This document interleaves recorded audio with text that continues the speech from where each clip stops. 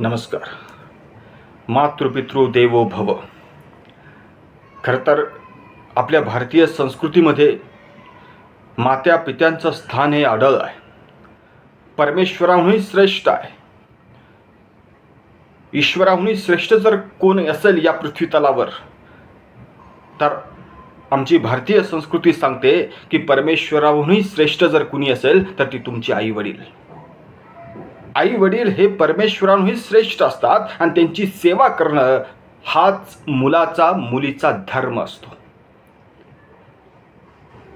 जन्माला आलेला प्रत्येक मूल हे आई वडिलांचं ऋण फेडण्यासाठीच जन्माला आलेलं असतं.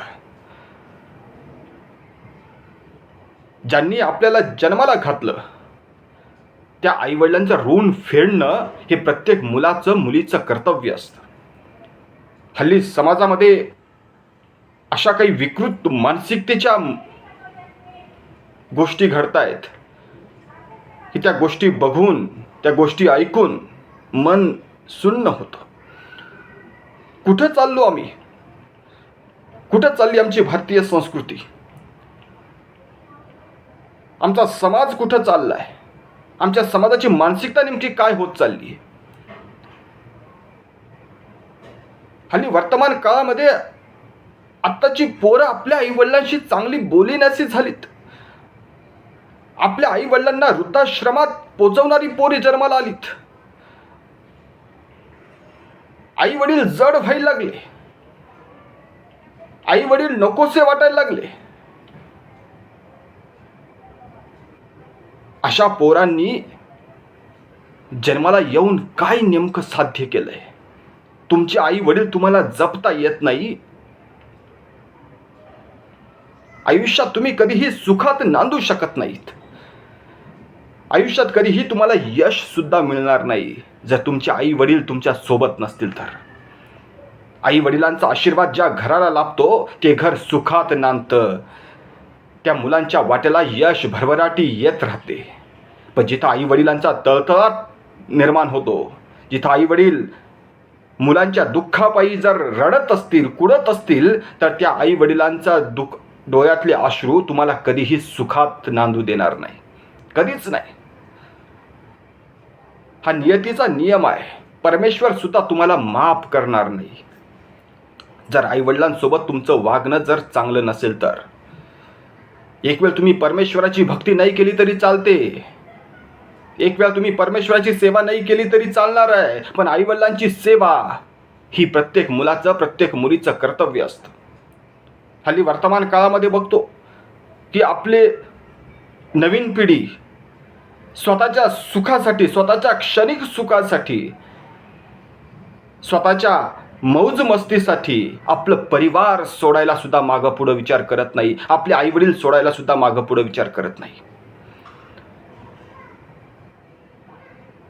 खरं तर अशा पोरांना खरं तर जगण्याचा अधिकारच नाही. जगण्याचा अधिकारच नाही. आज तुम्ही तुमच्या आई वडिलांसोबत अशा पद्धतीनं वागणार, उद्या तुमची मुलं सुद्धा तुम्हाला तशाच पद्धतीनं वागवणार. हा नियतीचा संकेत आहे. हे सर्कल असतंय. तुमचं कर्म हे तुमच्या सोबत असतं. काय पाप केलं असेल अशा आई वडिलांनी? लहानाचं मोठं केलेलं असतं, पोराला शिक्षण केलेलं असतं. सगळ्या सुख दुःखात आई वडिलांनी त्याची साथ दिलेली असते. रक्ताचं पाणी करून त्या पोराला, त्या पोरीला वाढवलेलं असतं. आणि ज्या वेळेस ती पोरगी किंवा तो पोरगा आपल्या आई वडिलांचा किंचितही विचार न करता जेव्हा त्यांना सोडून जाते, त्यावेळेस त्या आई वडिलांच्या मनावर काय परिणाम होत असतील? मनातल्या मनात ते किती खचत असतील याचा कधीतरी विचार करायला हवा. आमची युवा पिढी एवढी दगडा. खरं तर आमच्या समाजामध्ये अनेक वाईट गोष्टी घडत आहेत. अनेक मुलं मुली आपल्या आई वडिलांना वृद्धाश्रमात पाठवतायत. पूर्वी वृद्धाश्रमाची संख्या किती होती आमच्या महाराष्ट्रात? आज आमची पोरं शिकली पण मनानं अशिक्षित राहिली. अशिक्षित राहिली. या शिक्षणाचा उपयोगच नाही. ज्या मुलांना ज्या मुलींना आपले आई वडील जपता येत नाही त्या मुलांचा शिक्षणाचा उपयोग तरी काय? काय शिक्षण घेतलं? काय संस्कार घेतलेत? छत्रपती शिवाजी महाराजांचं आम्ही नाव घेतो, शिवाजी महाराजांचा जय जयकार करतो. अहो, शिवाजी महाराजांसारखा मातृपितृ भक्त या पृथ्वी तलावावर जन्माला आला नाही. प्रचंड मातृपितृ भक्त होते शिवाजी महाराज. ज्यावेळेस शहाजीराजे कर्नाटकाहून परत आलेत आपल्या महाराष्ट्रामध्ये, त्यावेळेस आपल्या पित्याची पायातली जोडे डोक्यावर घेऊन नाचलाय शिवाजीराजा. आपल्या पित्याची पालखी खांद्यावर घेऊन मिरवत निघालाय शिवाजीराजा. अहो, माँसाहेब जिजाऊंचा तर एक एक शब्द नाही खाली पडू दिला राजाने. केवढं अफाट प्रेम. शिवाजी महाराज मातृपितृ भक्त होते म्हणून त्यांच्या पोटी संभाजी राजासारखा सुद्धा मातृपितृ भक्त असणारा पोरगा जन्माला आला. आमचा भारताचा इतिहास आहे. जे जे महापुरुष, ज्या ज्या महापुरुषांनी आपल्या मात्या पित्यांची सेवा केली, आपल्या मात्या पित्यांना सर्वोत्तम मानलं, ते महापुरुष अजरामर झालीत. त्यांचा जय जयकार होतो. अहो, चारित्र्य तिथून सुरुवात होतं माणसाचं. चारित्र्याची व्याख्या काय? आज आम्ही म्हणतो की तो व्यक्ती चारित्र्यवान आहे, ती व्यक्ती चारित्र्यवान आहे. कशाच्या बाब? हेच चारित्र्यवान असण्याचं सगळ्यात महत्त्वाचं गुण आहे की त्या व्यक्तीमध्ये मातृपितृ भक्ती किती भरलेली आहे. ज्या व्यक्तीमध्ये मातृपितृ भक्ती अफाट भरलेली असते तो व्यक्ती संवेदनशील असतो. त्या व्यक्तीला मात्या पित्यांचे अश्रू बघवत नाही. तो व्यक्ती नेहमी आपल्या मात्या पित्यांसाठी झुंजत राहतो, लढत राहतो, आपल्या मात्या पित्यांच्या सुखासाठी झटत राहतो. प्रसंगी स्वतः अपमान सहन करेल, प्रसंगी स्वतःला काहीतरी कमी करेल, पण आपल्या मात्या पित्यांसाठी त्यांच्या सुखासाठी झटत राहतो. अशी पोरं भाग्यवान. ज्या पोरांच्या वाट्याला आई वडिलांचे आशीर्वाद येतात ते पोरं सुद्धा भाग्यवानच. पण ज्या पोरांच्या वाट्याला आई वडिलांचा तळतळाट येतो ती पोरं आयुष्यात कधीही सुखी होऊ शकत नाही, कधीच नाही. आमच्या युवा पिढीने लक्षात घेतलं पाहिजे. तुम्ही पैसा नाही कमवला तरी चालेल, तुम्ही श्रीमंत नाही झालात तरी चालेल, पण तुम्ही आपल्या मात्या पित्यांना सर्वोत्तम माना. आपल्या मात्या पित्यांना सर्वोत्तम मानलं, जगाच्या पाठीवर तुमच्यासारखा श्रीमंत व्यक्ती नाही. श्रीमंताची व्याख्या अनेक श्रीमंत, पैशाने श्रीमंत असणारी अनेक माणसं असतील, पण त्यांच्या वाट्याला मात्या पित्यांचा आशीर्वाद कधी लाभले नाहीत, मात्या पित्यांचं सुख कधी लाभलं नाही. ते भिकारीपेक्षा भिकारी समजायचे त्या पोरांना. तळतळाट होतो माणसाचा. ज्यावेळेस समाजामध्ये या अशा गोष्टी बघायला मिळतात ना, त्यावेळेस मन सुन्न होतं. आणि आमची जबाबदारी आहे, सगळ्यांची जबाबदारी आहे की ज्या समाजामध्ये अशी पोरं पैदा होतात तो समाज रसातळाला गेल्याशिवाय राहत नाही. अशी मानसिकता ठेचली पाहिजे. ही जबाबदारी आईवडिलांची सुद्धा आहे. आईवडिलांनी निरीक्षण केलं पाहिजे आपल्या पोरांवर. आपलं पोरगं काय करतंय, आपली पोरगी काय करते, हे आईवडिलांचं सुद्धा बारीक लक्ष त्या पोरांवर असलं पाहिजे. आणि जास्तीत जास्त चुका घडण्याच्या आधी पहिली चूक ज्या वेळेस घडते त्याच वेळेस त्या मुलाला किंवा त्या मुलीला तिथंच थांबवलं पाहिजे. नाहीतर हातातून वेळ जेव्हा निघून जाते त्यावेळेस पश्चातापाशिवाय दुसरा पर्याय उरत नाही. खरं तर आज समाजामध्ये अनेक विकृती निर्माण झाल्यात. अनेक विकृती पैशांसाठी, चार पैशांसाठी, स्वतःच्या मौज मस्तीसाठी, क्षणिक सुखासाठी आपल्या आईवडिलांना दुःख देणारी अवलाद या समाजामध्ये जन्माला येत आहेत. ही पोरं खरं तर समाजाला कलंक आहेत. ही पोरं समाजाला कलंक तर आहेतच, पण समाजामधली ही चांगली परिस्थितीसुद्धा वाईट परिस्थिती निर्माण करण्याची सुरुवात या पोरांपासून होते. आमच्या भारतीय संस्कृतीमध्ये 3 कालखंड महत्त्वाचे मानले जातात. 3. 1 रामभारत, 2 महाभारत आणि 3 शिवभारत. रामभारत आपल्या मातेची इच्छा आणि पित्याचा शब्द यासाठी राम हा 14 वर्ष वनवासी ठरला. तो राम युगपुरुष झाला आपल्या मात्या पित्यांसाठी. 2 महाभारत, आपल्या जन्म देणाऱ्या मात्या पित्यांच्या सुटकेसाठी कंस मामाच्या छातडावर बसून मुष्टीप्रहार केला, तो श्रीकृष्ण महामानव ठरला आपल्या मात्या पित्यांच्या सुटकेसाठी. आणि 3 शिवभारत, आपल्या पित्याचं अर्धवट मोडलेलं स्वप्न आणि मातेची इच्छा यासाठी शिवाजी हयातभर जीवाशी खेळ करत राहिला, स्वराज्य निर्माण केलं आपल्या मात्या पित्यांच्या इच्छेसाठी. तो शिवाजी महामानव ठरला. ज्या ज्या महापुरुषांनी आपल्या मात्या पित्यांसाठी आयुष्य खर्च घातलीत ती महापुरुष अजरामर ठरलीत. आणि आजही वर्तमान काळामध्ये ती परिस्थिती लागू होते. जे पोरं आपल्या आईवडिलांना सर्वोत्तम मानतात त्या पोरांच्या वाट्याला यश भरभराटी येतच राहते. आणि त्यातूनच त्या मुलांचं त्या मुलींचं चारित्र्य दिसतं. हल्ली चारित्र्य नावाचा गुण कुठेतरी आम्ही विसरत चाललो.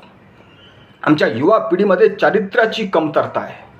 आमच्या युवा पिढी आज पैसे कमवायला लागली, 4 पैसे कमवायला लागली, पण त्यांना असं वाटतं की 4 पैसे कमवायला लागल्यावर आम्हाला कुणाची गरज नाही, आम्हाला मात्या पित्यांची गरज नाही, आम्हाला परिवाराची गरज नाही, आम्हाला नातेवाईकांची गरज नाही, आम्हाला समाजाची गरज नाही.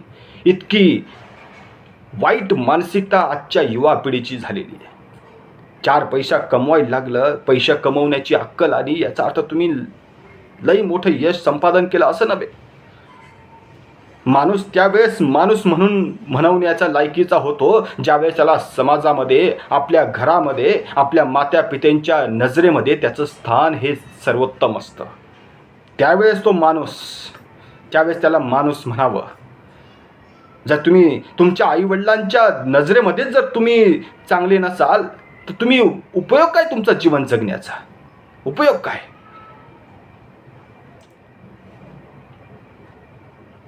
नऊ महिने आईनं पोटात वाढवलेलं असतं.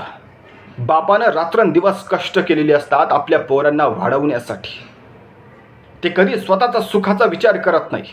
आयुष्यभर मुलांसाठी काय करता येईल, मुलांच्या सुखासाठी काय करता येईल याचा विचार ते नेहमी करत असतात. रक्ताचं पाणी करून ते आपल्या पोरांना वाढवतात. आणि तेच पोरं स्वतःच्या मौज मस्तीसाठी, स्वतःच्या क्षणिक सुखासाठी त्यांना सोडून, त्यांचा कुठलाही विचार न करता सोडून निघून जातात. इतकी असंवेदनशीलता निर्माण होते मनामध्ये. खरं तर अशा पोरांना, अशा पोरींना काय म्हणावं हा शब्द सुचत नाही.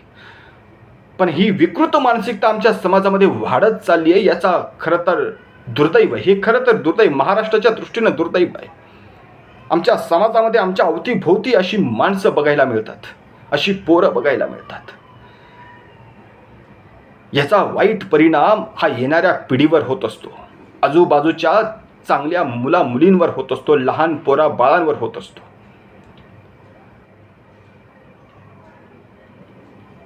ही जबाबदारी तुमची आमची सगळ्यांची आहे, समाजाची जबाबदारी आहे.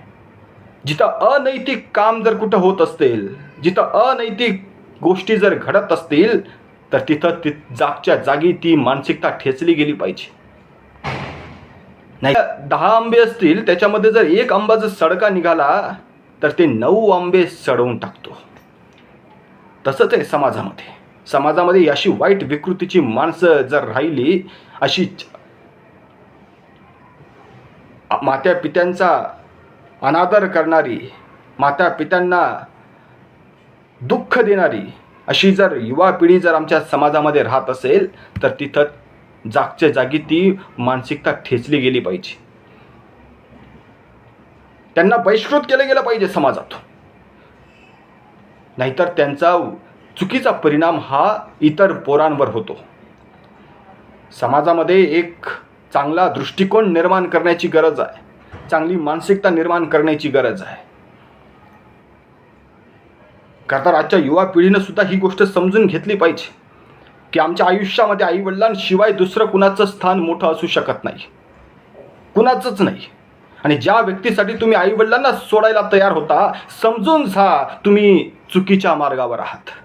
तुमचं पतन होणं शाश्वत आहे. इतर कुणासाठीही तुम्ही तुमचे आई वडील सोडता कामा नये. खरं तर युवा पिढीनं हा मंत्र नेहमी जपला पाहिजे. मातृपितृ देवो भव. मात्या पित्यांसारखं दुसरं दैवत नाही हो जगात. ज्या मुलाला आई वडील नसतात ना, त्या मुलाला कधीतरी जाऊन विचारा आई वडिलांचं महत्त्व काय असतं ते. आई वडिलांचा आशीर्वाद मिळणं हे खरं तर मुलांच्या दृष्टिकोनातून भाग्यच आहे. आणि ज्या आई वडिलांचा चांगला आशीर्वाद मुलांना मिळत असतो ते मुलं यशस्वी होत राहतात. आईवडिलांचा तळतळाट घेऊन कधीही कुठलीही मुलं सुखात नांदू शकत नाही, कधी सुखात राहू शकत नाही. ही गोष्ट आम्ही आमच्या मनावर काळजामध्ये कोरून ठेवली पाहिजे. चारित्र्य संपन्न युवा पिढी निर्माण झाली पाहिजे, ज्यांनी समाजाचा आदर करावा, ज्यांनी आपल्या आईवडिलांचा आदर करावा. अशी चारित्र्य संपन्न माणसं या मातीमध्ये जन्माला आली पाहिजेत. अशी युवा पिढी आमची जन्माला आली पाहिजे, एवढीच अपेक्षा करतो. धन्यवाद.